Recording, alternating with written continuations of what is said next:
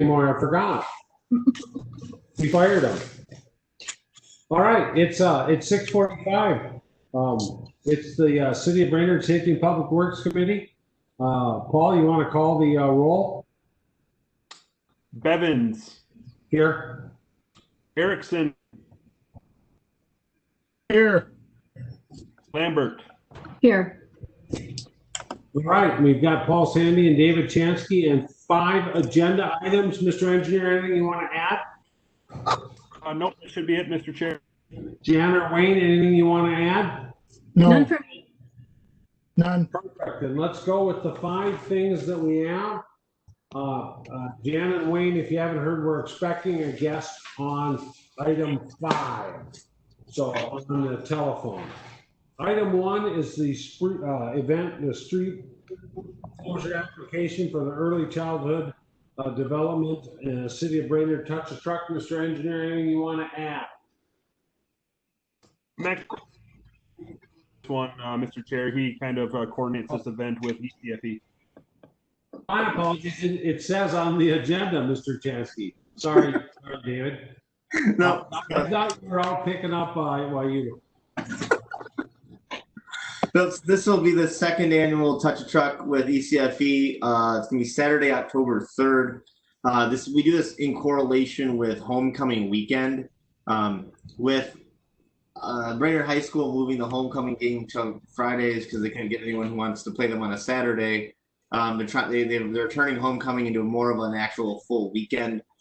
So they're looking at activities for the full family. Last year, I thought it was a great success. It was the first year we did downtown. It was cold and dreary and rainy, yet I think we still probably had some 150 plus get them out. Great. I think we had some almost, I want to say it was like 25 different vehicles. So this year we want to keep building on that. One reason we're bringing it now, even though it's in October, if he wants to start marketing it to their students and their parents. And then we also want to start lining up participants in vehicles, and then also be working closely this year with our downtown business owners, so they can be hopefully coordinating events for their own stores. So as they're bringing people downtown, they can also be having things going on to bring people into their store. Excellent. Any questions for Community Development Director Chansky? Mr. Chair, Yes, Jan. I don't have any questions. I just want to say I was at that event with my grandson and it was very, very nice. Enjoyed it immensely. Would you like to make a motion to approve the event? I sure will. I'll make a motion to approve the event. Erickson, second. What was that? Erickson, second. Paul, you had something to add? Yeah, I think we should, on all these events, because of COVID-19, we've been putting the disclaimer on there that it should be approved under the condition that government recommendations are at the time are subject to that event. So obviously the event, if the governor's orders are once again that, you're not supposed to have meetings of more than 10 people, that the event doesn't happen basically, or, whatever the recommendations are at the time, that the event is contingent upon that. Perfect. Jan, any problems with that? Contingent on the governor's COVID? No problem at all. No. No. All right. Any further discussion? Hearing none, Paul, will you call the vote? Lambert, Yes. Erickson, Yes. Bevins, Yes, we move on to the full council. Item 2 is event street closure application for the JC's Street Fest. And this is 2 applications, and this is Engineer Sandy. Anything you wish to add? yes, Mr. Did receive an email from the applicant. They are canceling that June 25th event that they had scheduled. And so the committee requests that one get pulled, that concert. Mr. Chair, excuse me, Paul, is it the 25th of July, not June? Yes, I'm sorry. Yep, the 25th of July, I'm sorry. Mhm. That makes more sense. So it's Street Fest, which is sort of cool. Anything else? I just wanted to make a note. So this is pretty similar to what we've seen in the past from the JC. Seem to close Front Street from 6th to 8th Street. Event begins on 9/11 at noon. However, there's no events that day. Most of the events are on 9/12 that Saturday. And they go from about 8 p.m. to 12 a.m. So really, it's a little bit different. They're still using the Mills parking lots. They have everything coordinated. It was noted, the police chief did say that, from the police department's perspective, wanted it noted that they're responsible for investigating and monitoring violations of the governor's executive orders. So they will have to any complaints, people aren't social distancing, or if it exceeds 250 people, which are the current orders. So really the weekly briefings that the police chief and the fire chief attend have discussed recent problems with bars and social gatherings increasing of recent.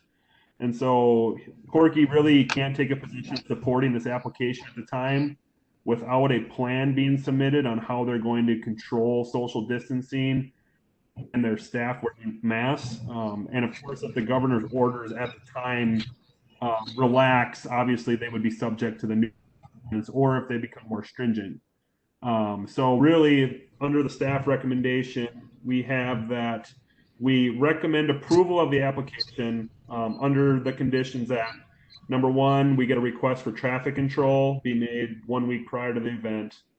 The applicant coordinate police staffing with the deputy chief for the event, and that they submit a plan for social distancing, wearing masks, and controlling the event to under 250 people to be submitted to the police prior to the event. And of course, that any water and power needs need to be coordinated with public utilities.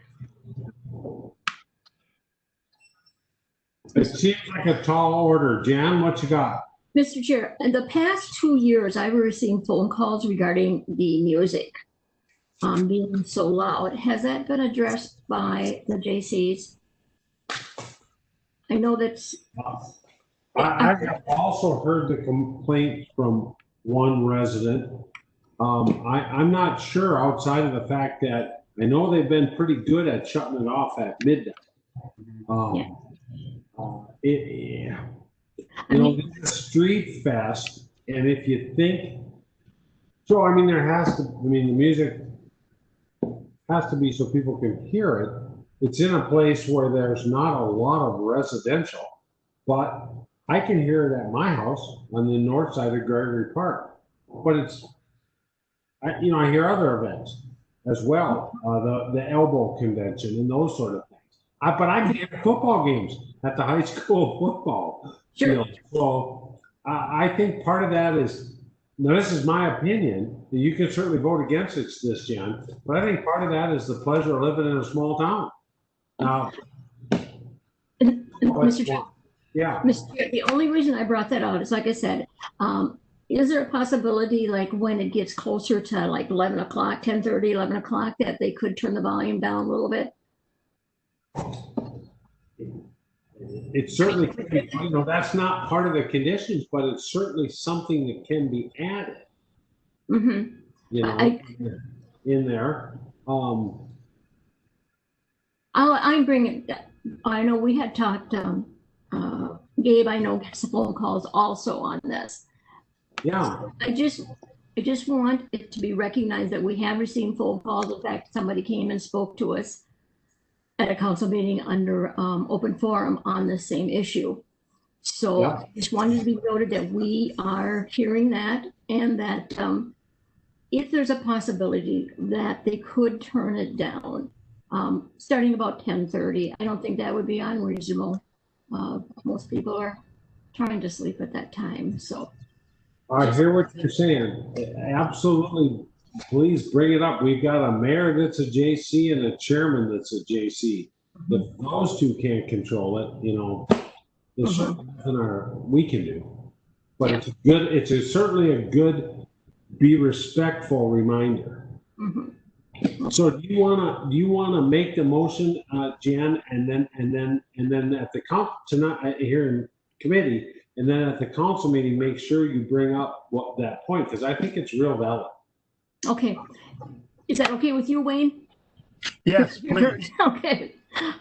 Now, do you want me to add in about the 10:30 possible turning on this motion? No, I think you can make it just with the conditions listed, but at the time of the motion, please speak on behalf of what you're saying, because I'll certainly support it. Okay, thank you. Then I Yep. will make a motion to accept this application with the conditions that are noted in the staff report. Second. Second. Okay. And Paul, would you call the roll? Lambert, Yes. Erickson, Yes. Bevins, Yes. And Jan, please then, we'll make that comment at the time so that people understand that there's expectations and responsibilities. Item 3 is improvements 13-21, 1909, 1916, 1920, 1921 are Northeast Brainerd reconstruction projects. And we've got a change order number 1, this should be Mr. Sandy. Yep, it is. Engineer Sandy. Yes, thank you, Mr. Chair. So this change order is having to do with our construction project currently underway in Northeast Brainerd on 5th Avenue Northeast and B Street. The first item on the change order is a revision to the temporary water system. When we replace water main, we have to make sure and we keep people that are being shut off supplied with clean, potable domestic water. And when we got out to the project site and started exercising valves and seeing what we could isolate around the project area, it was noted that the contractor really had to go outside of the bounds that we would typically have to provide temporary water service for. So we had to serve more residents or more businesses with temporary water. Some of the valves not or not being spaced sufficiently so that we could shut off the system where it needed to be. And so with that being said, we've negotiated with the contractor for a total additional amount of $3,000 for that additional temporary water.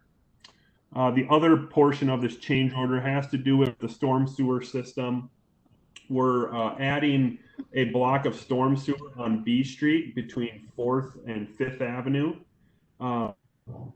to improve the drainage situation there. The street, B Street is very, very flat between 4th and 5th, and we couldn't get real good curb grades on the street to promote good drainage to the storm sewer. And so what we did is we added an additional block.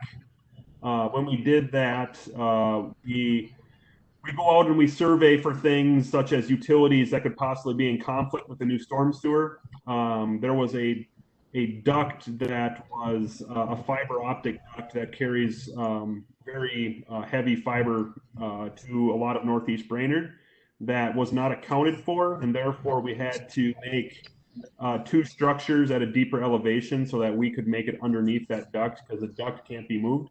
And so the contractor made the 2 storm sewer structures for the project.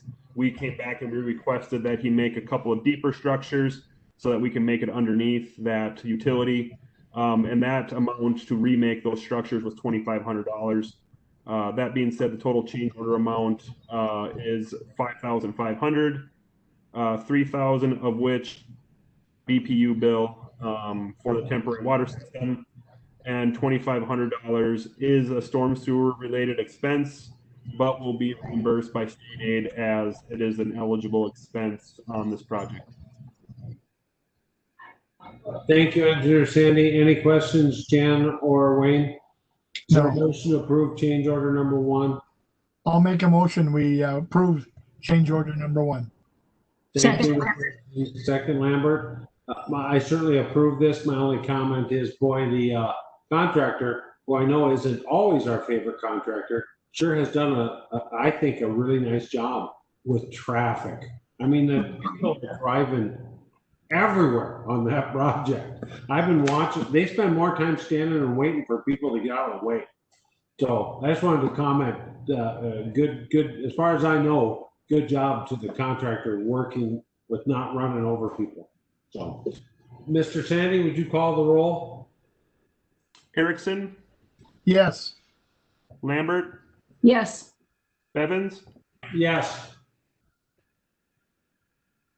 All right, that is approved. We're on to item 4, which is our citywide storm sewer hydraulic and hydrologic study proposal. Engineer Paul? Yes, thank you, Mr. Chair. So if you'll recall back in early 2019, we authorized the city or staff to enter into a proposal or a contract with HR Green for the stormwater retro analysis. This looking at our storm sewer system and looking for places we could intercept stormwater and put in green infrastructure, stormwater ponds, different things to reduce pollutant loads into our rivers, our waterways, lakes, streams. And with that, at the time, there was some discussion about what city staff calls an H&H model. As you saw, we got funded almost wholly for the retrofit analysis, which was partially funded by Soil and Water and the Mississippi Headwaters Board. We were the first city to get a retrofit analysis done a while back for the Little Buffalo Creek. And really the big project that came out of that were all the rain gardens over in the Cedar Street area. So with this, we took a deeper dive into what our storm sewer system looks like. And with HR Green, we were able to develop our storm sewer system and a pipe shed model that kind of looks at where we can intercept stormwater. So what this H&H study does is it looks at our trunk line storm sewers, or basically the last pipes of the system, and it looks for areas where the system is undersized and would cause localized flooding in large storm events. If you had a chance to look at some of the results that come out of these studies, there's more or less like heat maps of different storm events that it'll show where there is flooding occurring because a storm sewer can't handle the amount of storm water in the system. And so staff, city council did authorize staff to budget for this study in the 2020 budget. Now that we've completed the stormwater retrofit analysis, we would like to move forward with HR Green to do the H&H model, which is all has to do with sizing of the system. You can see from their proposal, it has a range from 50,750 to 68,000 to complete the study. Staff had budgeted in the professional service fund of the storm sewer fund for 70,000. So we hit that upper range, that echelon of the study to try to encompass the entire study if it did reach that $68,000 point. We did look for areas where staff could assist in the data collection, such as we're most likely going to be sending out our intern to do a lot of the survey work that HR Green does need. That reduces the amount of trips they have to take up here, which will inevitably reduce the cost of the study. And so staff recommends authorizing for staff to enter into that professional services agreement with HR Green for the study at a cost not to exceed the budgeted $70,000 that was budgeted in professional services of the Storm Sewer Fund 238. Thank you, Engineer Sandy. Jan? Mr. Chair. So Paul, does that mean we're gonna get those cute little maps like we have in our packet? Yeah, so that is exactly right. It really it looks at our system 5-year, I think a 10-year, a 25-year, and a 100-year storm, and it'll produce those heat maps and show where the localized flooding is, and that'll really inform city staff on how to when we're doing street projects, where to upsize pipes, where are the most cost-effective areas to upsize pipes to make sure that this localized flooding doesn't happen, and it reduces risk, property damage, insurance costs, and gives us, with the increased size and severity of storm events, staff feels that this is really important to do at this time. We've seen a lot of storms of recent that are in the 50 to 100-year storm events, and we see a lot of localized flooding during those. And so if we have something like this to inform our decisions during street projects, it'll go a long way on making the correct decision for the project we're doing. Mr. Chair, I have one more Yes. comment. So Paul, as these things are corrected, are we going to be updating these maps that we have here? Is there going to be a way we can update these maps so they can be current for the future? We don't have the software that these consultants use. That's why city staff does go to the consulting field to do these type of studies. We do get all the data from. If we were to grab the software, we would be able to potentially get that information typed into the software. However, it typically takes a water resource engineer to be able to analyze the data that comes out of these programs and to put them into maps such as that. And so from my expertise level, I don't have that. I'm not a water resource guy. I'm a transportation guy. And so really we get the data, but to us, it's kind of pointless without the software. Okay, so, Mr. Chair, one more comment. But that's, Sure, go ahead. we're going to have records of this being done. I mean, that we have at least a paper trail that we can say this was done on this portion. So you could, okay, all right. Thank you. I have one question, Paul. How often should this is our first chance at this, but how often do you see us in the future having to redo it or upgrade it?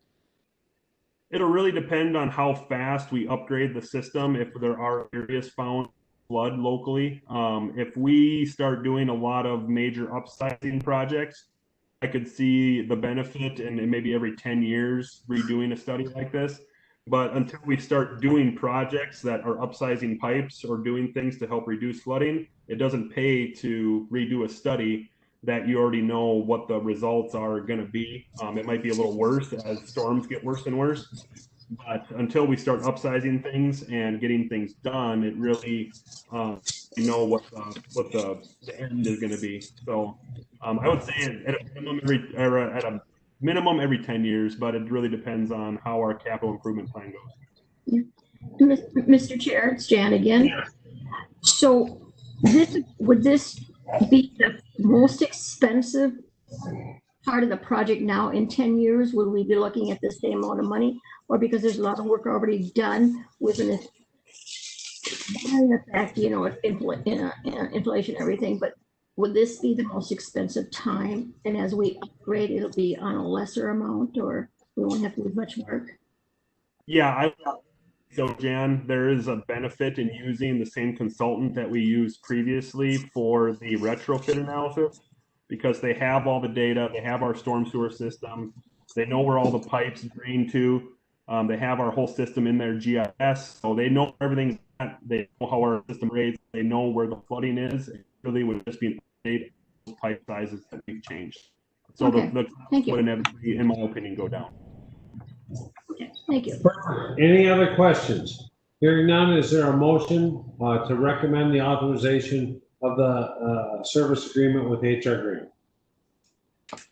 This is Erickson. Yeah, Go ahead. I second it.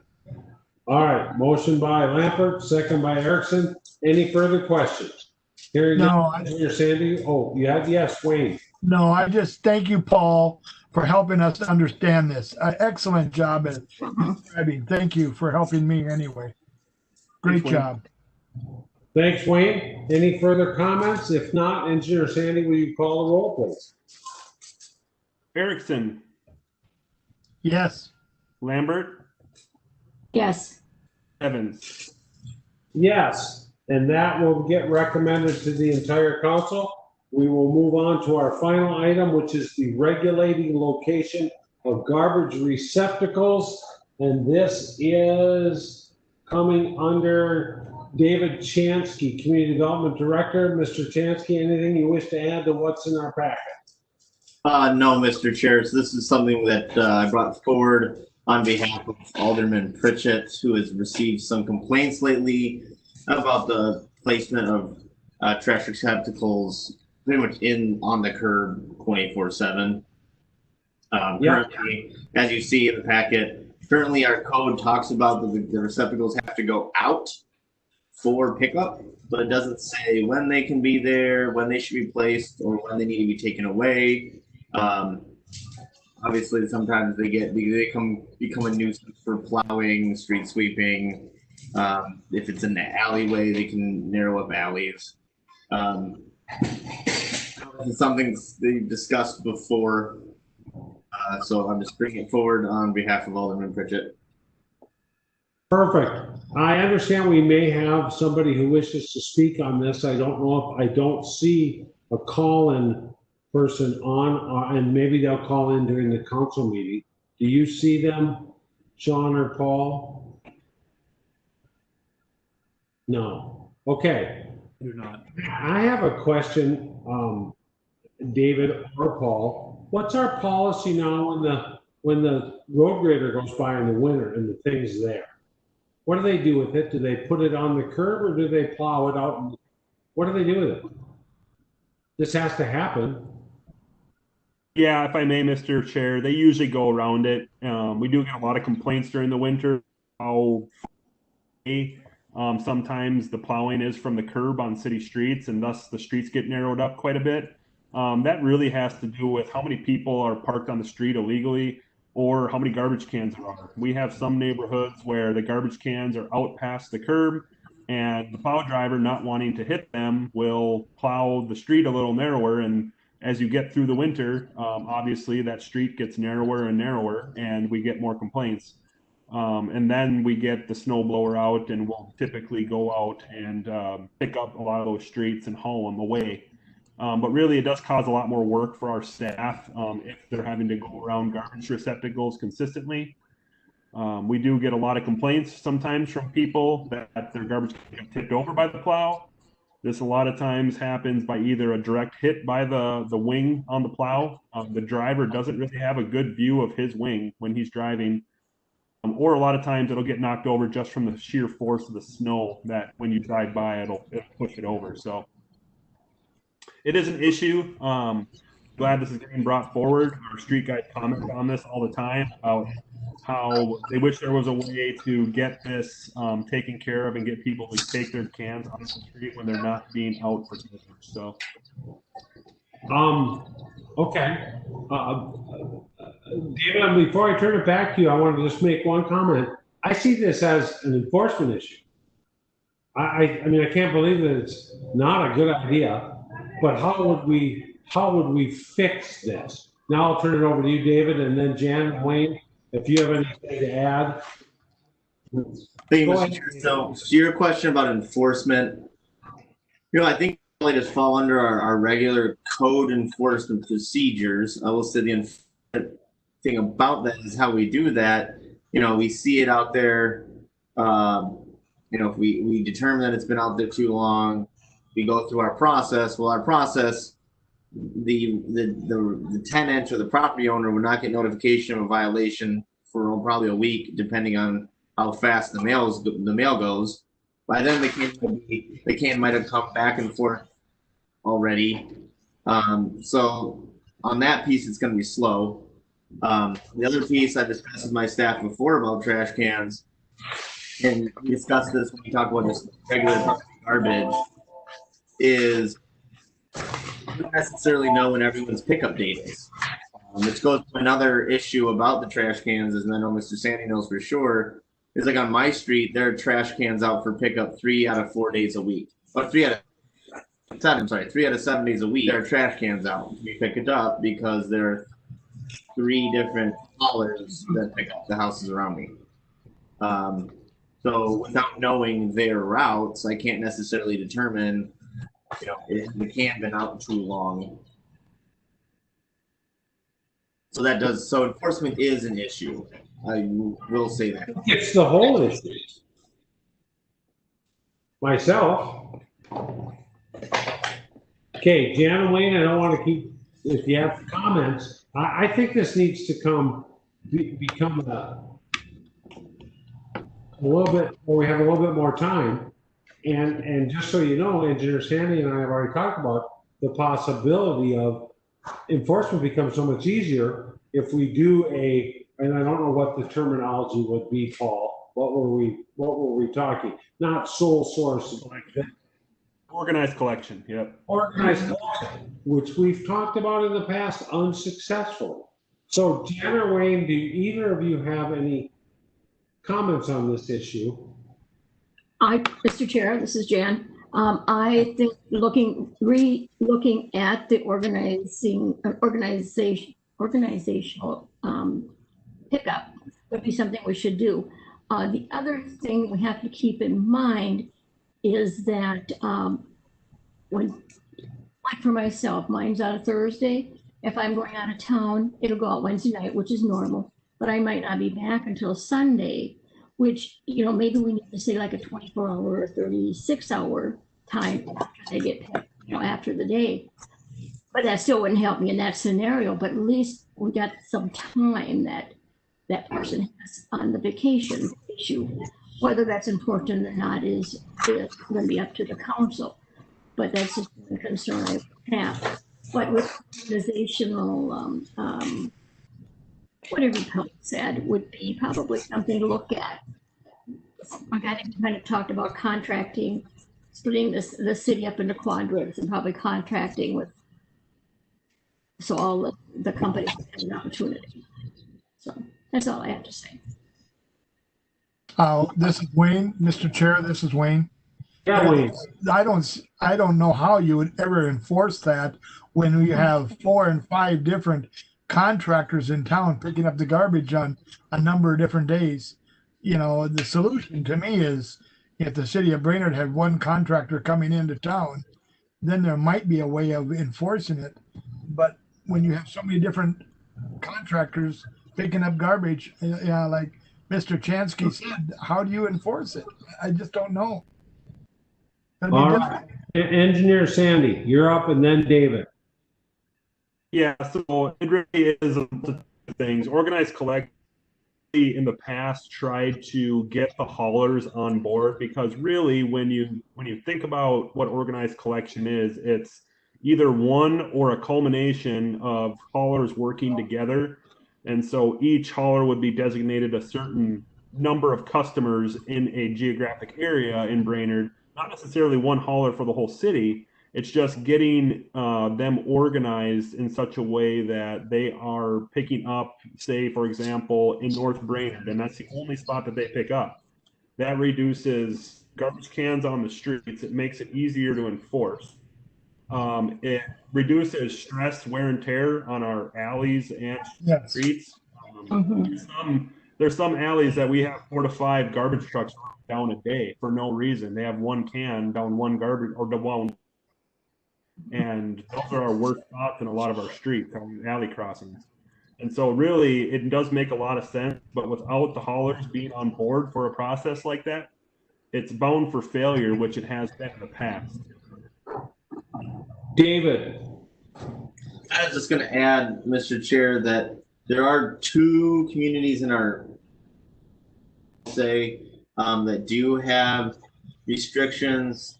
Crosby, their ordinance says containers cannot be placed before 4 p.m. the night before collection, must be removed by 8 p.m. the day of collection. Little Falls says containers can be placed no earlier than 6 o'clock p.m. the afternoon preceding collection and must be removed by 6 p.m. the day of collection. Again, I haven't had an opportunity to ask them if they enforce that at all. I don't know, maybe they have it in their ordinance just if things get bad. But there are examples in our area that do have such ordinances. Again, if we have no way to enforce, it's not going to really do anything. It's kind of a why do it? John, you got something or not? I already asked my question. Thanks. All right. So based on what I'm hearing, my recommendation is that we put this on as an agenda item and invite our haulers in. Now, my understanding is haulers, of course, may have had objections to this in the past, but getting them on board is easy. We just do it. And if they don't wish to participate, they don't have to. And I don't mean to be crass, but the issue is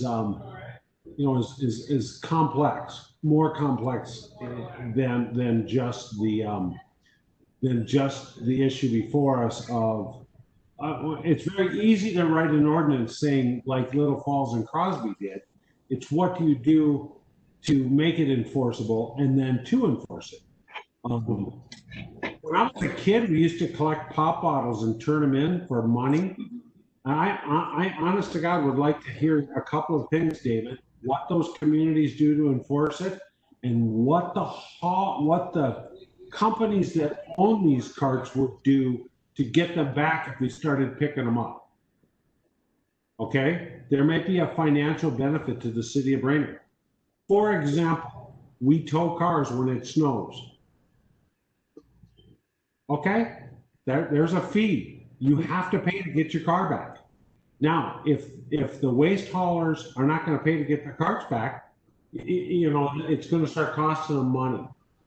So now, granted, there may be some storage, but we do have a tow hauler company that does have fenced-in storage that they store cars in. We're probably overcomplicating this, is what I'm saying.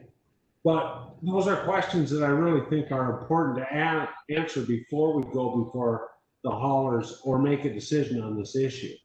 So unless there's a motion to be made on the issue of the carts, which is the only issue that's before us, the garbage receptacles, I really would like to see this come back in 2 weeks with more time. Jan, any? Mr. Chair, I would be in favor to make a motion to have this come back in 2 weeks. And not tonight. Okay. This is Wayne. Mr. Chair, I'll second that. Perfect. Any further discussion other than Mr. Chancey? Can you follow through on those 3 things I asked for? Enforcement, what the receptacle situation is regarding ownership, and getting our garbage haulers in front of us for organized collection. Can you do that, David, in 2 weeks? Let us know if it's a problem. I'll work with Paul. Thank you. Engineer Sandy, you're up. Yeah, and if so, is what the committee's asking for. Do you want us to do more research first before we bring in the haulers and talk about this one more time? Or do you want to bring them in 2 weeks? I'm thinking maybe 2 weeks we have more research done on what other communities do that have done organized collection. And then a month from now, back with the haulers invited to a meeting and say, hey, here's what we've researched, here's what other communities do, what do you think, kind of thing. Jan and Wayne, any problems with that schedule? Not good. well. All right. Then Mr. Engineer Sandy, would you call the roll on the motion from Jan? Erickson? Yes. Lambert? Yes. Evans? Yes. All right, that's our 5 items. I think that's a good process on item 5. That's something we've dealt with for a long time. We are adjourned. You only have about 6 minutes to get on to the council meeting. Thank you.